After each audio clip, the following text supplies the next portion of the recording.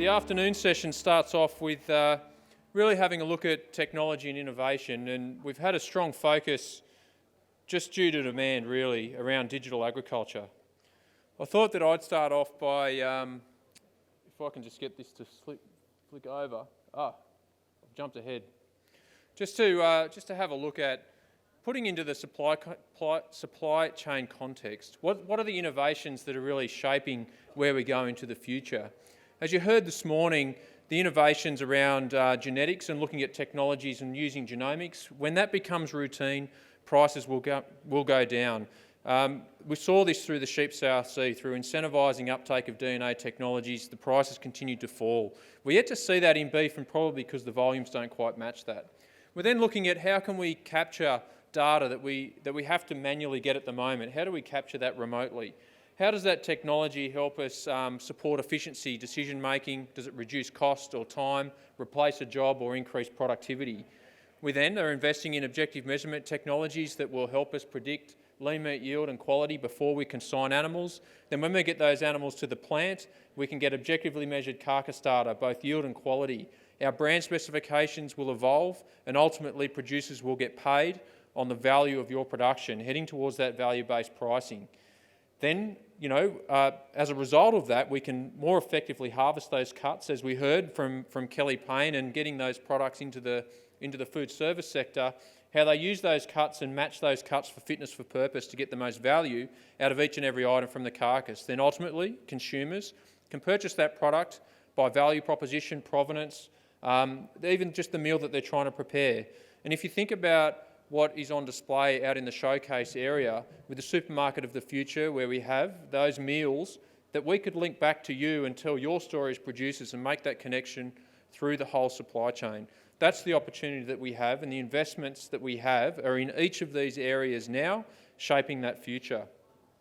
But it gives me great pleasure now to hand over to Darryl Heidke, who is the Program Manager for our digital agriculture area, if I can get this to move forward. Darryl is going to take us through a bit more around the detail around our digital investments and MLA Digital 4.0.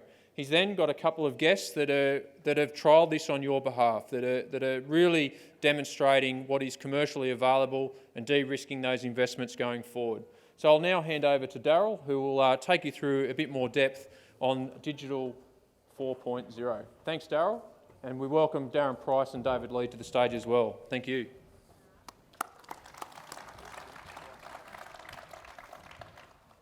Thanks, Mick. First of all, I'd like to welcome you all to the Digital Forum. Thank you everyone that attended the tour of Windy Station yesterday, and everybody from MLA and Romani that were involved in setting up the site. It was a great effort, what happened out there. I hope everyone that went on that tour got a perspective of what technologies are able to be utilised on farm, and also the value that you as a producer may be able to derive from those technologies.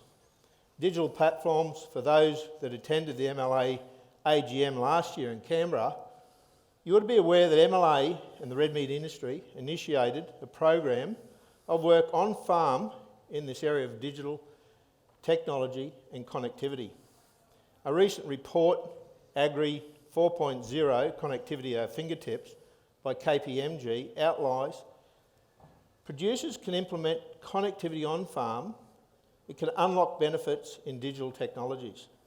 These benefits are up to $20 billion a year uplift in the gross value estimated from these digital agricultural technologies and connectivity. MLA has been at the forefront of advancing projects to support a digitally connected, data-driven supply chain. Consumers are demanding more information on how and where the product is produced, evidence it's being produced in an ethical and sustainable way and not harming the environment. Consumers that are paying more for the product expect a greater level of transparency, not only on farm, but all the way through the supply chain.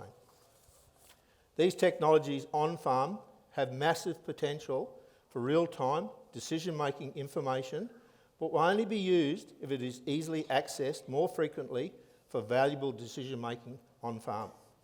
The power of data, particularly as we collect so much, along with sharing of the data, is a necessity in an efficient value chain. Identifying the increase in cost of production and in turn the rising cost of farming is of high value to producers. What we see today has the ability to reduce the cost of production and show a real value proposition to businesses. Further, the collaboration of data sharing by multiple suppliers to a single platform can be used efficiently on farm. With regards to data and the use of data further along the supply chain, the processing sector now has scanning technology like DEXA. You've all heard about DEXA. It's an X-ray scanning technology in place that can calculate very accurately data on carcass lean meat yield. It is imperative that this valuable information gets fed back all the way through the supply chain to enable the alignment of animal genetics and improvement of farm practices. I'd now like to welcome and introduce you to our first presenter, a person who has been living and breathing the digital technology since 2018 AGM. He'll give us an overview of how the on-farm technology that was introduced at Carwoola has been performing. Darren Price, General Manager, Carwoola Pastoral Company. Director and Consultant, Price Rural Management. Darren has 35 years rural industry experience, extremely passionate about our industry, its people and its future. Darren holds the role of General Manager with Carwoola Pastoral Company for the last 22 years. CPC is a group of 4 properties comprising of 16,000 acres, with fodder, crops and carrying capacity of 2,000 cattle and 13,000 sheep. Carwoola was an ideal location and a property mix for Meat and Livestock Australia to evaluate our digital technology production opportunities. I'd now like to bring Darren up to the stage to go through his presentation. Over to you, Darren.